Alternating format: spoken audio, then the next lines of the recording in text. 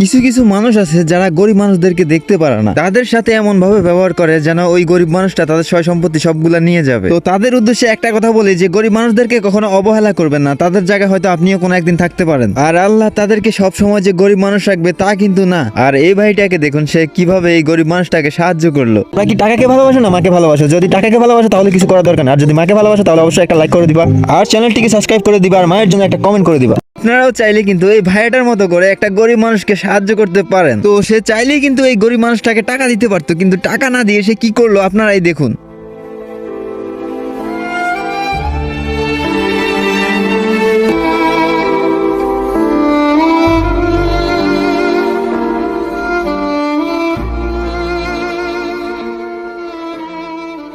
আরে ভাইয়া 10 টাকা দিলাম তো, একটা বোতল তো দিবেন। আসি তাহলে।